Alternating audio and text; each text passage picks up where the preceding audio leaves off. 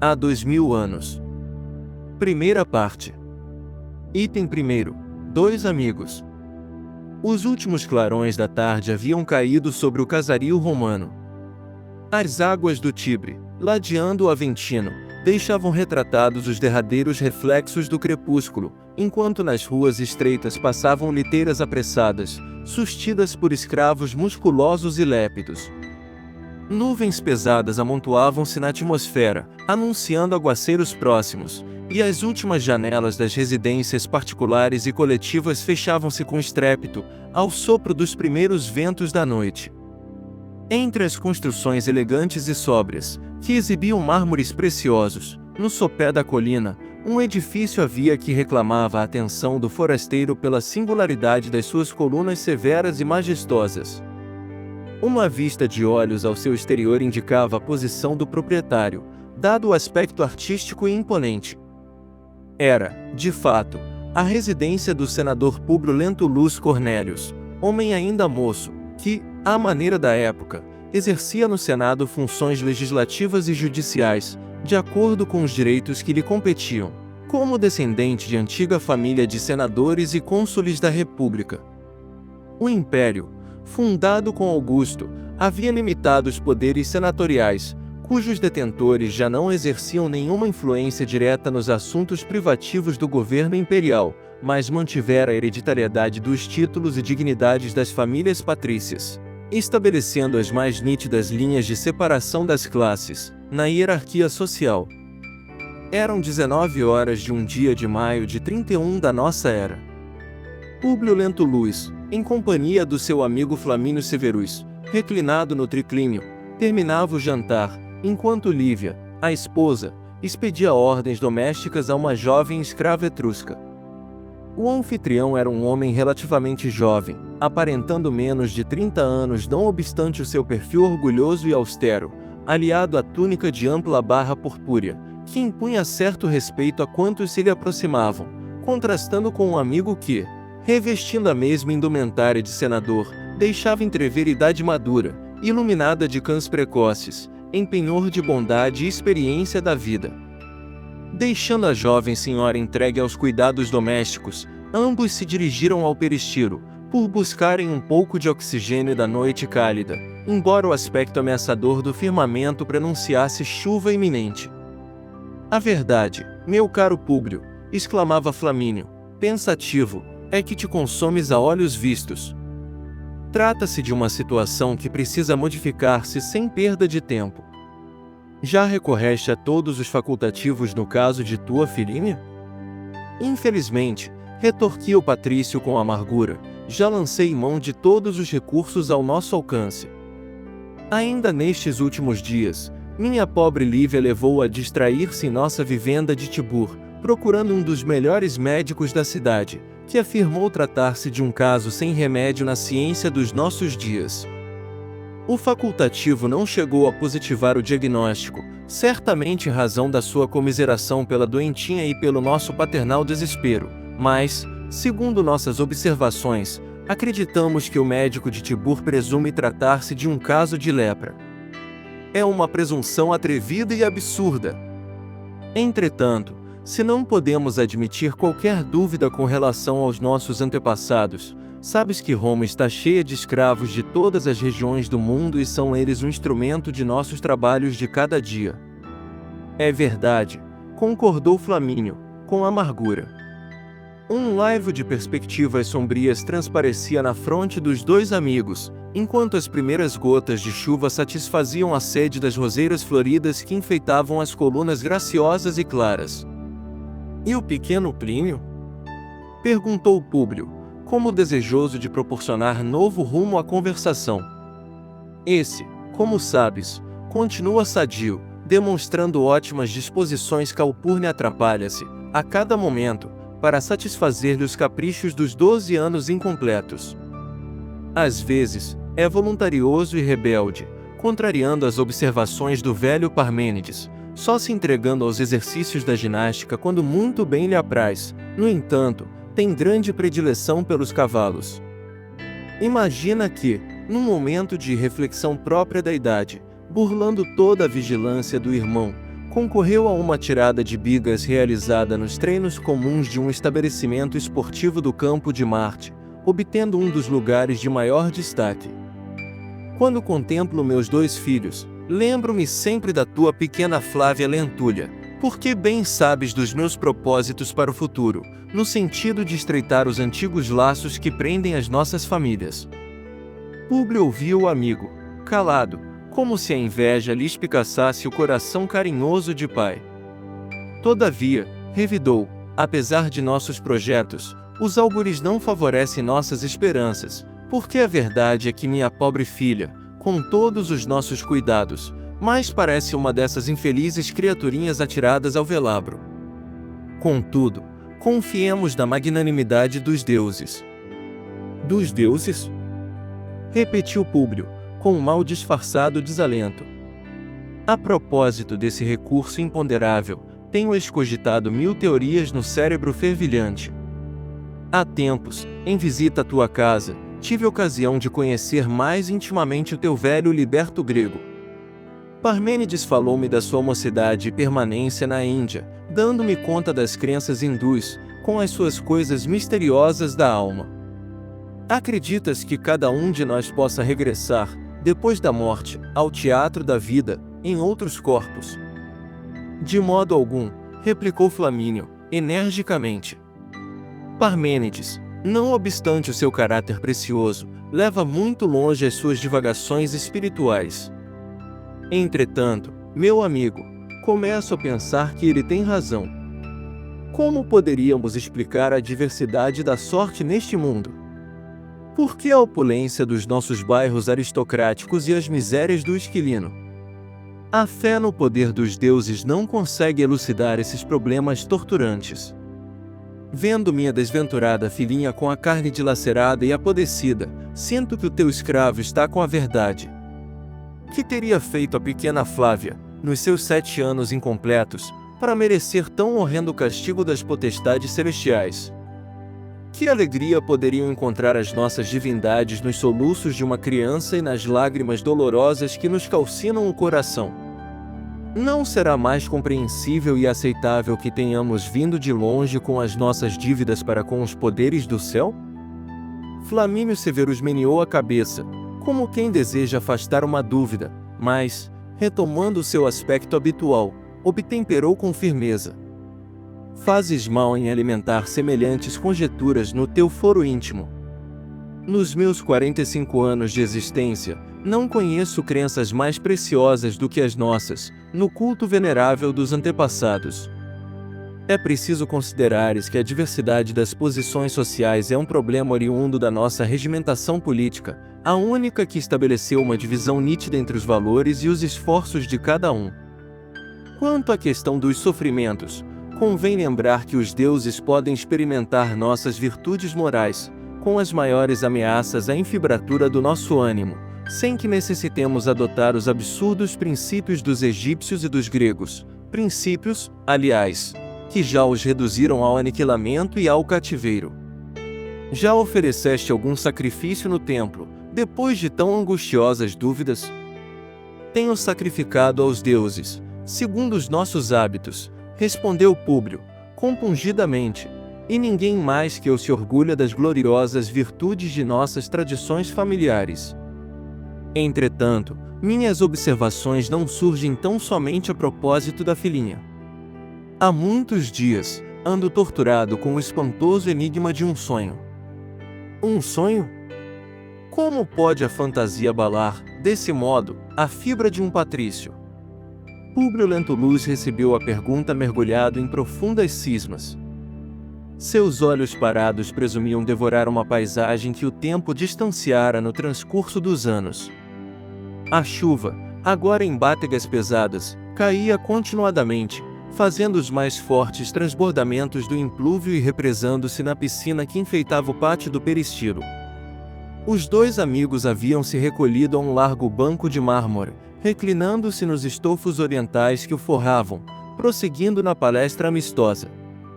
Sonhos há, prosseguiu Públio, que se distinguem da fantasia, tal a sua expressão de realidade irretorquível. Voltava eu de uma reunião no Senado, onde havíamos discutido um problema de profunda delicadeza moral, quando me senti presa de inexplicável abatimento. Recolhi-me cedo e, quando parecia divisar junto de mim a imagem de Têmis, que guardamos no altar doméstico, considerando as singulares obrigações de quem exerce as funções da justiça, senti que uma força extraordinária me selava as pálpebras cansadas e doloridas. No entanto, via outros lugares, reconhecendo paisagens familiares ao meu espírito, das quais me havia esquecido inteiramente. Realidade ou sonho, não o sei dizer, mas vi-me revestido das insígnias de cônsul, ao tempo da República. Parecia-me haver retrocedido à época de Lúcio Sergius Catilina, pois o vi a meu lado, bem como a Cícero, que se me figuravam duas personificações, do mal e do bem. Sentia-me ligado ao primeiro por laços fortes e indestrutíveis, como se estivesse vivendo a época tenebrosa da sua conspiração contra o Senado, e participando, com ele, da trama ignominiosa que visava a mais íntima organização da República. Prestigiava-lhe as intenções criminosas, aderindo a todos os seus projetos com a minha autoridade administrativa, assumindo a direção de reuniões secretas, onde decretei assassínios nefandos. Num relâmpago, revivi toda a tragédia, sentindo que minhas mãos estavam modoadas do sangue e das lágrimas dos inocentes. Contemplei, atemorizado, como se estivesse regressando involuntariamente a um pretérito obscuro e doloroso, a rede de infâmias perpetradas com a Revolução, em boa hora esmagada pela influência de Cícero. E o detalhe mais terrível é que eu havia assumido um dos papéis mais importantes e salientes na ignomínia. Todos os quadros hediondos do tempo passaram, então, à frente dos meus olhos espantados. Todavia, o que mais me humilhava nessas visões do passado culposo, como se a minha personalidade atual se envergonhasse de semelhantes reminiscências, é que me prevalecia da autoridade e do poder para, aproveitando a situação, exercer as mais acerbas vinganças contra inimigos pessoais, contra quem expedia ordens de prisão, sob as mais terríveis acusações. E ao meu coração desalmado não bastava o recolhimento dos inimigos aos calabouços infectos, com a consequente separação dos afetos mais caros e mais doces, da família. Ordenei a execução de muitos, na escuridão da noite, acrescendo a circunstância de que a muitos adversários políticos mandei arrancar os olhos, na minha presença, contemplando-lhes os tormentos com a frieza brutal das vinditas cruéis. Ai de mim que espalhava a desolação e a desventura em tantas almas, porque, um dia, se lembraram de eliminar o verdugo cruel. Depois de toda a série de escândalos que me afastaram do consulado, senti o término dos meus atos infames e misérrimos, diante de carrascos inflexíveis que me condenaram ao terrível suplício do estrangulamento, experimentando, então, todos os tormentos e angústias da morte. O mais interessante, porém, é que revi o inenarrável instante da minha passagem pelas águas escuras do Aqueronte, quando me parecia haver descido aos lugares sombrios do Averno, onde não penetram as claridades dos deuses. A grande multidão de vítimas acercou-se, então, de minha alma angustiada e sofredora, reclamando justiça e reparação e rebentando em clamores e soluços, que me pereciam no recôndito do coração. Por quanto tempo estive, assim, prisioneiro desse martírio indefinível? Não sei dizê-lo. Apenas me recordo de haver lobrigado a figura celeste de Lívia, que, no meio desse vórtice de pavores, estendia-me as mãos fúlgidas e carinhosas. Afigurava-se-me que minha esposa me era familiar de épocas remotíssimas, porque não hesitei um instante em lhe tomar as mãos suaves, que me conduziram a um tribunal, onde se alinhavam figuras estranhas e venerandas. Cães respeitáveis aureolavam o semblante sereno desses juízes do céu, emissários dos deuses para julgamento dos homens da terra. A atmosfera caracterizava-se por estranha leveza, cheia de luzes cariciosas que iluminavam, perante todos os presentes, os meus pensamentos mais secretos. Lívia devia ser o meu anjo tutelar nesse conselho de magistrados intangíveis, porque sua destra pairava sobre minha cabeça, como a impor-me resignação e serenidade, a fim de ouvir as sentenças supremas. Desnecessário será dizer-te do meu espanto e do meu receio, diante desse tribunal que eu desconhecia, quando a figura daquele que me pareceu a sua autoridade central me dirigiu a palavra, exclamando: Públio Lentulus, a justiça dos deuses, na sua misericórdia, determina a tua volta ao turbilhão das lutas do mundo, para que laves as nódoas de tuas culpas nos prantos remissores. Viverás numa época de maravilhosos fulgores espirituais, lutando com todas as situações e dificuldades, não obstante o berço de ouro que te receberá ao renasceres, a fim de que edifiques tua consciência denegrida, nas dores que purificam e regeneram. Feliz de ti se bem souberes aproveitar a oportunidade bendita da reabilitação pela renúncia e pela humildade. Determinou-se que sejas poderoso e rico, a fim de que, com o teu desprendimento dos caminhos humanos, no instante preciso, possas ser elemento valioso para os teus mentores espirituais. Terás a inteligência e a saúde, a fortuna e a autoridade, como ensanchas a regeneração integral de tua alma, porque chegará um momento em que serás compelido a desprezar todas as riquezas e todos os valores sociais. Se bem souberes preparar o coração para a nova senda de amor e humildade, de tolerância e perdão, que será rasgada, em breves anos, frente à escura da terra. A vida é um jogo de circunstâncias que todo espírito deve entrosar para o bem, no mecanismo do seu destino. Aproveita, pois, essas possibilidades que a misericórdia dos deuses coloca ao serviço da tua redenção. Não desprezes o chamamento da verdade, quando soar a hora do testemunho e das renúncias santificadoras. Lívia seguirá contigo pela via dolorosa do aperfeiçoamento, e nela encontrarás o braço amigo e protetor para os dias de provações ríspidas e acerbas. O essencial é a tua firmeza de ânimo no caminho escabroso, purificando tua fé e tuas obras, na reparação do passado delituoso e obscuro. A essa altura, a voz altiva do patrício ia se tornando angustiada e dolorosa. Amargas comoções íntimas represavam-se-lhe no coração, atormentado por incoercível desalento. Flamínio Severus ouvia-o com interesse e atenção, rebuscando o meio mais fácil de lhe desvanecer impressões tão penosas.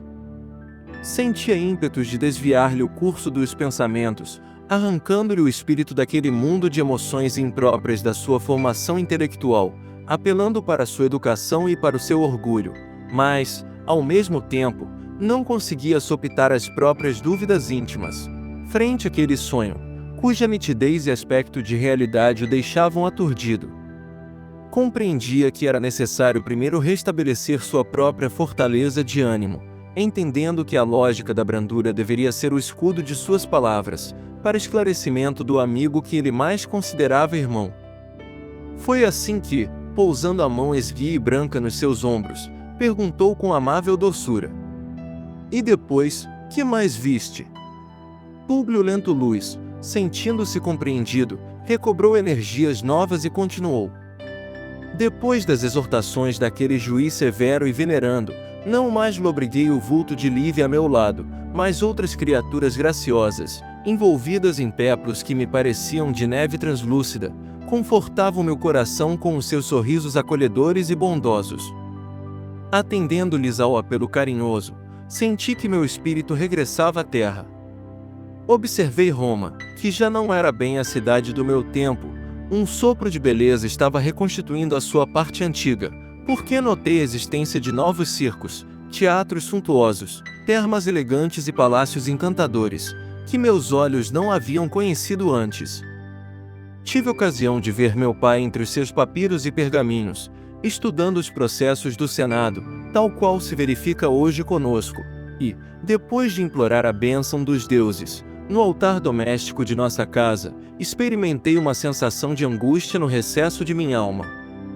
Pareceu-me haver sofrido dolorosa comoção cerebral e fiquei adormentado numa vertigem indefinível. Não sei descrever literalmente o que se passou, mas despertei com febre alta, como se aquela digressão do pensamento, pelos mundos de Morfeu, me houvesse trazido ao corpo dolorosa sensação de cansaço. Ignoro o teu julgamento, frente a esta confidência amargurada e penosa, mas desejaria me explicasses algo a respeito. Explicar-te? obtemperou Flamínio, tentando imprimir à voz uma tonalidade de convicção enérgica. Bem sabes do respeito que me inspiram os álgures do tempo, mas, afinal, o que te ocorreu não pode passar, simplesmente, de um sonho, e tu não ignoras como devemos temer a imaginação dentro de nossas perspectivas de homens práticos.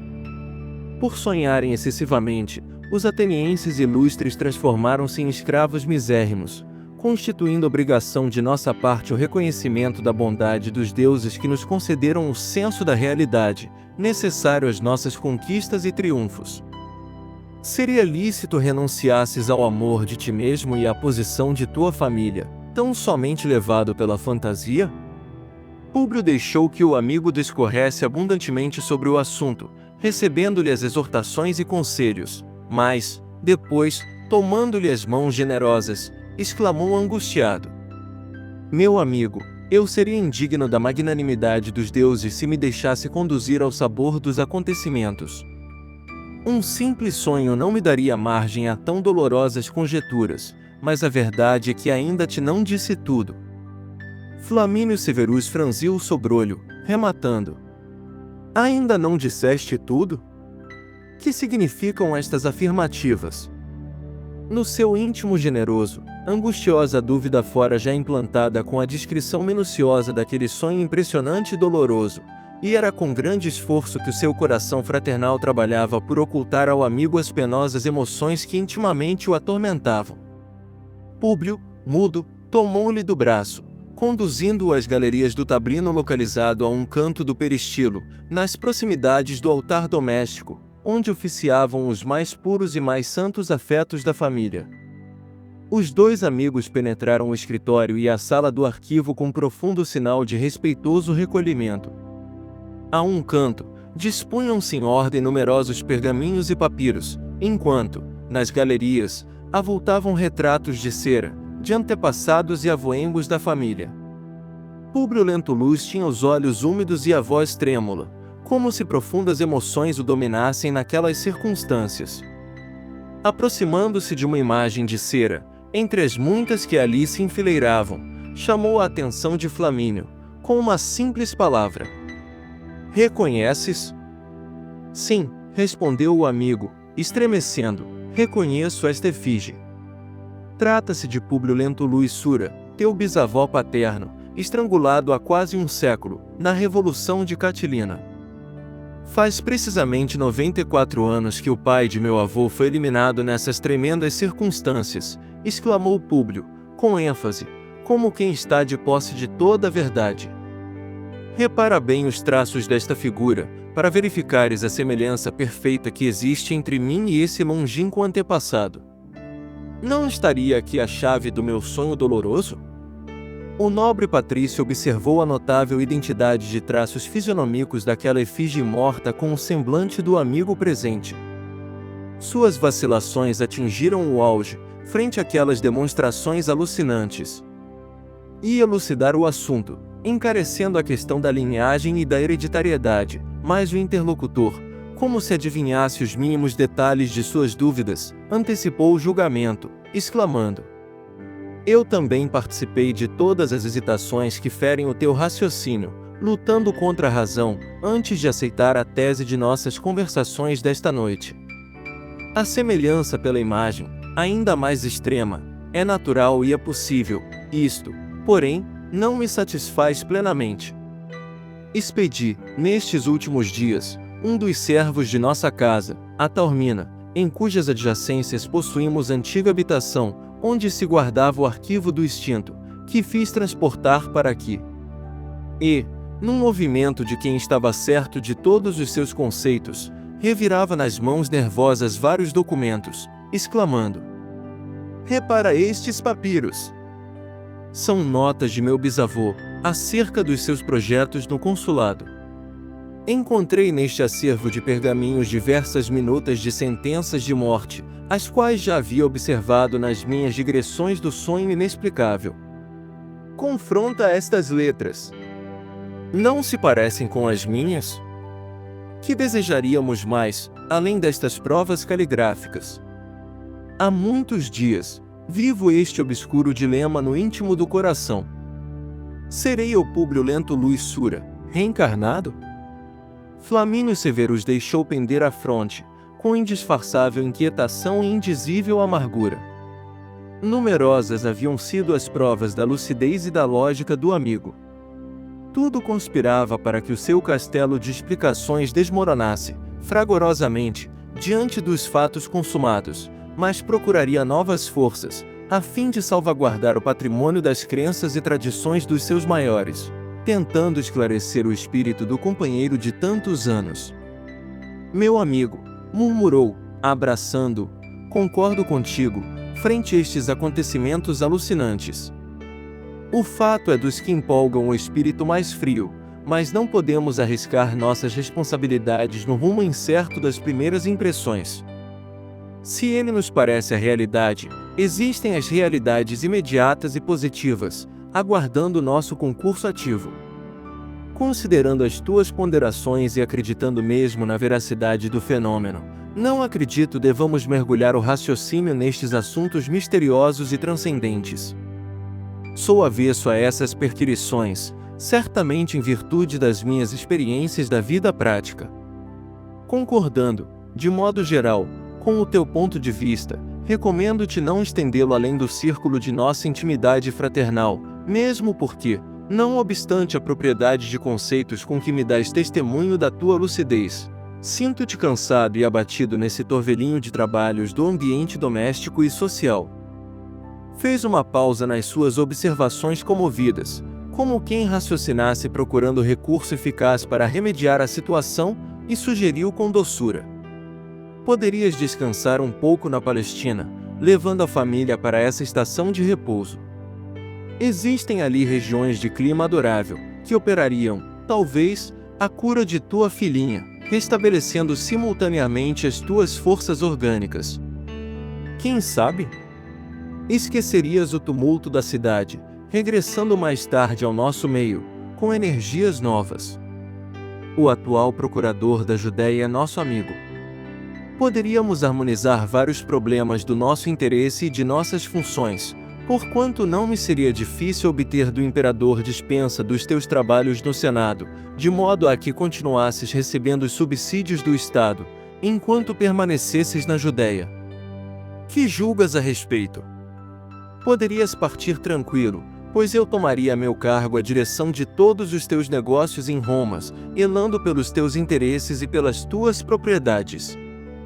Públio deixou transparecer no olhar uma chama de esperança, e, como quem estivesse examinando, intimamente, todas as razões favoráveis ou contrárias à execução do projeto, ponderou: a ideia é providencial e generosa, mas a saúde de Lívia não me autoriza a tomar uma resolução pronta e definitiva. Por quê? Esperamos, para breve, o segundo rebento do nosso lar. E quando esperas esse advento? Dentro de 6 meses. Interessa-te a viagem depois do inverno próximo? Sim. Pois bem, estarás, então, na Judéia, precisamente daqui a 1 ano. Os dois amigos reconheceram que a palestra havia sido longa. Cessara o aguaceiro. O firmamento esplendia de constelações lavadas e límpidas. Iniciará-se já o tráfego das carroças barulhentas, com os gritos pouco amáveis dos condutores, porque na Roma imperial as horas do dia eram reservadas, de modo absoluto, ao tráfego dos palanquins patrícios e ao movimento dos pedestres. Flamínio despediu-se comovidamente do amigo, retomando a liteira suntuosa, com o auxílio dos seus escravos Prestos e Hercúleos. Públio Lentulus, tão logo se viu só, encaminhou-se ao terraço, onde corriam céleres as brisas da noite alta. À claridade do luar opulento, contemplou o casario romano espalhado pelas colinas sagradas da cidade gloriosa. Espraiou os olhos na paisagem noturna, considerando os problemas profundos da vida e da alma, deixando pender a fronte, entristecido. Incoercível tristeza dominava-lhe o ânimo voluntarioso e sensível, enquanto uma onda de amor próprio e de orgulho lhe sopitava as lágrimas íntimas do coração atormentado por angustiosos pensamentos.